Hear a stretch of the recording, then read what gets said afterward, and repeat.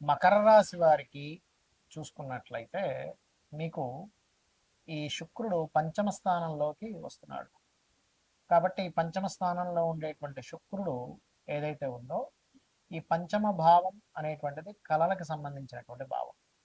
కాబట్టి ఏప్రిల్ 19వ తేదీ నుంచి మే 14వ తేదీ వరకు అక్కడ ఉంటాడు శుక్రుడు. అలాగే కుజుడు కూడా మనకి మే 12వ తేదీ నుంచి ఒక 45 రోజుల పాటు కుజగ్రహ ప్రభావం ఉంటుంది. మరి ఈ రెండు గ్రహాలు తన స్వక్షేత్రాల్లోకి వెళ్తున్నందుకు మీకు కలిగే ఫలితాలు ఏమిటి, దేశకాల పరిస్థితులు ఎటువంటి మార్పులు ఉంటాయి, సహజంగానే మీ యొక్క జన్మజాతకంలో శుక్రుడు ఏ భావంలో ఉంటే ఎటువంటి ఫలితాలు కలుగుతాయి అనేటువంటి అంశాలు చెప్తుంది నేనైనప్పటికీ చెప్పిస్తుంది సాక్షాత్ లలిత అమ్మవారిగా భావిస్తూ ఆ లలితాంబిక అమ్మవారి యొక్క అనుగ్రహం మీకు పరిపూర్ణంగా కలగాలని మనస్ఫూర్తిగా కోరుకుంటూ ఇక్కడ పంచమ భావం ఉపాసనా స్థానం కూడా మీకు ఏదైనా ఒక దేవతా మంత్రాన్ని తీసుకొని ఉపాసన చేయడానికి ఇది సరైనటువంటి సమయం. మరియు సంతానం కోసం చేసే ప్రయత్నం, సంతానానికి ఉద్యోగం కోసం వాళ్ళని విదేశాలకు పంపించడము, విదేశాలకు వెళ్ళడం ద్వారా వాళ్ళకి కలిసి రావడము, ఎప్పటి నుంచో అనుకుంటూ ఉంటామండి సంతానం వీళ్ళకు విద్యకు అయిపోయింది కానీ ఇంకా వీళ్ళు సంపాదించట్లేదని కొంతమంది తల్లిదండ్రులు బాధపడుతూ ఉంటారు. అటువంటి విషయాల్లో మరికొంతమందికి వారి యొక్క పిల్లలు విదేశాలకు వెళ్ళి అక్కడేదో కంప్లీట్ చేస్తారు ఎడ్యుకేషన్, కానీ ఇంకా ఉద్యోగం రాదు. అది చాలా ఇబ్బందికరమైన విషయం. ఎందుకంటే అక్కడేమో 2 లక్షలు లక్షలు అంటే వాళ్ళ జీవితం గడవదు. ఇక్కడ వీళ్ళని చూస్తే వీళ్ళ సంపాదనలో నేను చాలా మందిని చూశాను. ఇక్కడ ఉండే ఆస్తులు అమ్మేసి ఆ డబ్బుల్ని ప్రతి నెల పంపిస్తూ అలాగ అయిపోయినా ఉంటాయి. అందుకని మీరు ఎప్పుడూ కూడా గుర్తుపెట్టుకోండి, మీ యొక్క సంతానాన్ని విదేశాలకు పంపించేటప్పుడు ఉట్టి ఉద్యోగ యోగం ఉందా, లేకపోతే వాళ్ళ యొక్క జన్మజాతకాల్లో కేవలం చదువుకొని వచ్చే యోగం ఉందా చూడాలి. కేవలం చదువుకొని వచ్చే యోగం ఉన్నప్పుడు మీరు ఇంకా అక్కడ ఉద్యోగం చేసే ప్లానింగ్స్ పెట్టుకోకండి. ఏమవుతుందంటే ఇక్కడ ఈ రాంగ్ స్టెప్ పడడం వల్ల పాపం మీరు సంపాదించిందంతా కేవలం వాళ్ళు అక్కడ జీవించడానికి పెట్టేస్తారు డబ్బులు, అక్కడ సంపాదించుకోకపోగా. కాబట్టి ఇది చూసుకోవాలి. అయితే ఇక్కడ ఉండేటువంటి గ్రహస్థితి ఎప్పుడైతే పంచమ స్థానంలో శుక్రుడు వస్తున్నాడో ఖచ్చితంగా మీ యొక్క సంతానానికి విదేశాలకు వెళ్ళి అక్కడ వాళ్ళు సంపాదించుకోవడానికి అనుకూలమైనటువంటి స్థితిని ఇస్తుంది. కాకపోతే ఈ 4వ భావంలో కుజుడు వస్తున్నందుకు కొద్దిగా ఈ గ్రహస్థితి కొంచెం వాహనం మీద వెళ్ళేటప్పుడు కొద్దిగా జాగ్రత్త వహిస్తూ ఉండాలి. కొంచెం ఏదైనా గృహము వాహనం లాంటివి పొందుతారు కూడా, కాకపోతే ఏదైనా వివాదాస్పదమైనటువంటి వాహనాలు తీసుకోవడము ఇలాంటివి కొంచెం చూపిస్తున్నాయి. భూములు తీసుకోవడము, ఏదైనా గృహం దాని స్థలంగా అమ్మడానికి కూడా అనుకూలంగా ఉంది. ఇక ఈ ప్రకృతి పరంగా కూడా ఏంటంటే విపరీతమైన వర్షాలు కూడా ఉంటాయి కుజ శుక్రుల యొక్క ప్రభావం మూలంగా. అయితే ఎవరికైనా పర్సనల్ చార్ట్లో శుక్రగ్రహం చాలా ప్రాధాన్యత వహిస్తుంది, గుర్తుపెట్టుకోండి. ఎందుకు అంటే శుక్రుడు ధనాన్ని ఇచ్చే కారకుడు. ధనం మూలం ఇదం జగత్. కాబట్టి మనం చూడండి, ధనం వల్ల సంతోషం రాకపోవచ్చు, కానీ ధనం వల్ల గౌరవం వస్తూ ఉంటుంది ప్రపంచంలో. ఎందుకంటే జగత్తు మొత్తం ధనం మూలంగానే నడుస్తూ ఉంటుంది. కాబట్టి ఇక్కడ ధర్మబద్ధంగా ధనం సంపాదించమని శాస్త్రం చెప్పింది. కాకపోతే ఈ ధనానికి కారకుడైనటువంటి శుక్రగ్రహం ఏదైతే ఉందో ఈ శుక్రుడు ప్రధానంగా మీకు రాశిలో ఉంటే ఏంటి, 12 భావాల్లో ఉంటే ఏమిటి అనేది చూసుకునే ముందు అసలు మీది లగ్నం ఏమిటి అనేటువంటిది తెలుసుకోగలగాలి. అంటే మీది గురువర్గ లగ్నమా శనివర్గ లగ్నమా? గురువర్గ లగ్నాలు అంటే ఏమిటి అంటే మేషము, కర్కాటకము, సింహము, వృశ్చికము, ధనస్సు, మీనము. ఇవి గురువర్గ లగ్నాలుగా చెప్పబడతాయి. మరి శనివర్గ లగ్నాలు అంటే వృషభము, మిథునము, కన్యా, తుల, మకర, కుంభాలు శనివర్గ లగ్నాలు. ఇక్కడ ఈ గురువర్గ లగ్నాలకు శుక్రుడు పాతవుతాడు, శనివర్గ లగ్నానికి శుభ్రుడు అవుతాడు. అయితే ఈ శనివర్గ లగ్నాలకు మాత్రమే మరి ధనం సంపాదిస్తారా శుక్రుడు శుభ్రవుతున్నందుకు? గురువర్గ లగ్నాలకు సంపాదించడం అంటే అలా ఏముండదు. ఎందుకంటే తన సహజంగా సెకండ్ లార్డ్, రెండవ అధిపతి బాగుంటే ఎవరికైనా ధనం బాగుంటుంది. రెండవ అధిపతి, పంచమాధిపతి, భాగ్యాధిపతి, లాభాధిపతి. అయితే ఇక్కడ గురువర్గ లగ్నాలకి శుక్రుడు వల్ల కొంత ఇబ్బంది ఉంటుంది. అంటే స్త్రీ మూలకంగా, ధనం మూలకంగా, కంఫర్ట్స్ మూలంగా, వాహనాల మూలంగా ఇస్తూ ఉంటాడు.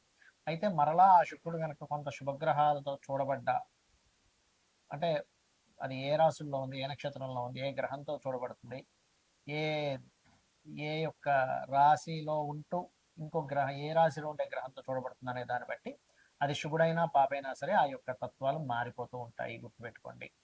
అయితే ఇక్కడ మీరు అర్థం చేసుకోవాల్సిన అంశం, మీకు ఉదాహరణకి లగ్నంలో శుక్రుడు ఉన్నాడు అనుకోండి, ఎవరికైనా అది గురువర్గ లగ్నం అయితేనేమో కొన్ని ఎక్కువ అధిక కంఫర్ట్స్ వల్ల వాళ్ళ దేహం పాడవుతూ ఉంటుంది. అదే కనుక శుక్రుడు మంచివాడు అనుకోండి, మీ లగ్నానికి లగ్జరీ లైఫ్ ఖచ్చితంగా అనుభవిస్తాడు. ఇక్కడ ఏమవుతుంది, లగ్జరీ వల్ల పాడవడం ఉంటుంది. అంటే ఎప్పుడు సుఖంగా నిద్రపోతూ ఉన్నాడు, ఎప్పుడు కూర్చొనే ఉంటున్నాడు అనుకోండి, ప్రాబ్లం కదా. అలా కాకుండా కొంచెం ఎక్సర్సైజ్లు కూడా చేస్తూ ఉన్నప్పుడు ఆ దేహానికి మంచి చేస్తాడు శుక్రుడు కనుక శుభుడైతే. అదేవిధంగా ధనస్థానంలో ఉంటే కూడా సహజంగా ధనస్థానంలో శుక్రుడు ధనాన్ని ఇస్తాడు, అందులో ఎటువంటి సందేహం లేదు. కానీ శుభుడైనప్పుడు ఏమవుతుంది అంటే శుభగ్రహ సంబంధాలు కలిగినప్పుడు ఇక్కడ మీకు అయితే శుక్రుడు ఎప్పుడైనా సరే ధనస్థానంలో ఉన్నప్పుడు ఏంటంటే ధనం సహజంగా శుక్రుడు ధనస్థానంలో ఉన్నందుకు ధన సంబంధించినటువంటి విషయంలో బాగుంటుంది, అందులో ఎటువంటి సందేహం లేదు. కాకపోతే శుభుడైతే మరింత చక్కగా ధనయోగాన్ని పెంచుతూ ఉంటాడు. అయితే ఇక్కడ ఏ ఆధిపత్యం కలిగి ఉండి ఆ ధనస్థానంలో ఉన్నాడో వాటి మూలంగా, అంటే 4వ అధిపతి శుభత్వం వచ్చి 2లో ఉంటే క్రియేటివ్ మూలంగా, లేకపోతే రియల్ ఎస్టేట్ మూలంగా, కన్స్ట్రక్షన్స్ మూలంగా, వాహన సంబంధంగా మీకు ధనయోగాన్ని అనేటువంటిది ఇస్తారు, గుర్తుపెట్టుకోండి. ఇక 3వ భావంలో శుక్రుడు ఉన్నాడు. ఉదాహరణకి పాప అయితేనేమో కొంతమంది స్త్రీల పరిచయాల వల్ల ఇబ్బంది వస్తుంది, శుభుడైతే వాళ్ళ వల్లనే కొంత సహకారం ఉంటుంది. సహోదరులతో కొంతవరకు శుభుడైతేనేమో ప్రేమానురాగాలు ఉంటాయి. పాప అయ్యాడు అనుకోండి, కొంతమంది చూడండి సొంత చెల్లెలే, సొంత అక్కే, లేకపోతే తెలిసిన వాళ్ళే స్త్రీ ఇబ్బంది పెట్టింది, మోసం చేశారంటూ ఉంటారు, అలాంటివి జరుగుతూ ఉంటాయి. 4వ భావంలో కనుక శుక్రుడు మీకు బాగుంటే ఖచ్చితంగా గృహయోగము, వాహన యోగం ఖచ్చితంగా ఉంటుందని చెప్పొచ్చు, అది శుభుడై బాగుంటాయి. పాడైతే వీళ్ళ పేర్ల మీద, అంటే శుక్రుడు కేతువు కలిసి ఉంటాడు, అలాంటప్పుడు వీళ్ళ యొక్క పేర్ల మీదే తీసుకోవడం వల్ల ఇబ్బంది వస్తుంది, ఇది ప్రధానంగా గుర్తుపెట్టుకోండి. అదేవిధంగా పంచమ స్థానంలో శుక్రుడు ఉన్నాడు, అప్పుడు ఏంటంటే శుభుడైతేనేమో వాళ్ళ జీ సంతానానికి ముఖ్యంగా ఏంటంటే ఈ వివాహ సంబంధించినటువంటి విషయంలో ఏదైనా ఇష్టపడి సంబంధాలు రావడము, లేదా పంచమంలో ఉన్నప్పుడు సంతానానికి కళల మీద ఇంట్రెస్ట్ కలగడం జరుగుతుంది. అదే పంచమంలో పాడై ఉన్నాడు అనుకోండి శుక్రుడు, ఉదాహరణకి మీకు, అప్పుడు కొంతమంది చూడండి సంతానం ఏదో సినిమా ఫీల్డ్ అనో లేకపోతే ఇంకేదో కళలు అనేది అక్కడ వ్యసనాలు పాడైపోతూ ఉంటారు, అటువంటివి కలుగుతూ ఉంటాయి.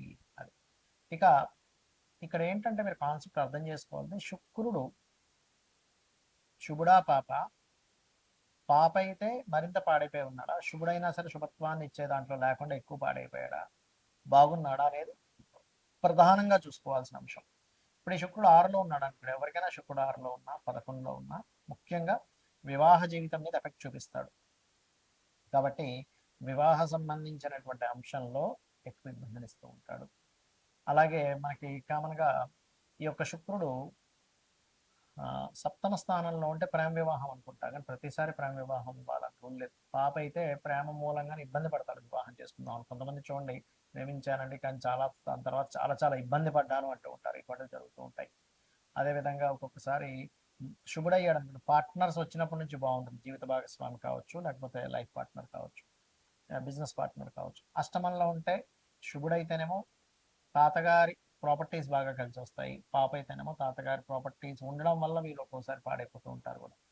అలాగే యాక్సిడెంట్స్ కూడా ఎక్కువ అవుతూ ఉంటాయి ఒకవేళ పాప అయితే కనుక. అష్టమాధిపతి పాప చతుర్థంలో ఉన్నాడు అనుకోండి, అప్పుడు ప్రభావం ఎక్కువగా ఉంటూ ఉంటుంది. ఇక అదేవిధంగా గమనించుకున్నట్లయితే భాగ్యంలో ఉంటే తండ్రికి కళా సంబంధించినటువంటి భాగ్యం, అంటే ఇప్పుడు హైయర్ ఎడ్యుకేషన్లో మంచి ఫలితాలు ఇస్తాడు బాగుంటే. పాడైతే తండ్రి వ్యసనాలు పాడవడం కూడా జరుగుతూ ఉంటుంది. దశమంలో శుక్రుడు ఉంటే బ్యాంకింగ్, ఫ్యాషన్ రిలేటెడ్ రంగాల్లో ఉద్యోగాలు, పాడైనట్లయితే ఆ ఫ్యాషన్ రంగాలకు వెళ్ళడం ద్వారానే ఇబ్బంది వస్తూ ఉంటుంది, బ్యాంకింగ్లోనే తిరుగుతూ ఉంటాడు కానీ జాబ్ రాదు.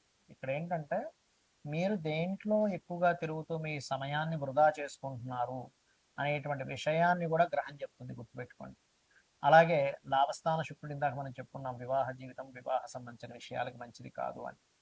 అలాగే మరొక విషయం ఏంటంటే 12వ స్థాన శుక్రుడు సుఖాన్ని ఇస్తాడు, అంటే కంఫర్ట్ లైఫ్ని ఇస్తాడు. కాబట్టి శుక్రుడు ఎప్పుడు కూడా 11 కంటే 12 చక్కటి ఫలితాలు ఇస్తుంది. ఇక ఈ యొక్క విషయంలో శుక్రుడు కనుక పాడైనట్లయితే ఎవరైనా సరే అమ్మవారి ఆరాధన చేయడము, లలితా సహస్రనామాల యొక్క శ్రవణము పఠనము చేయడం కనుక చేసినట్లయితే అన్ని విధాలా బాగుంటుంది.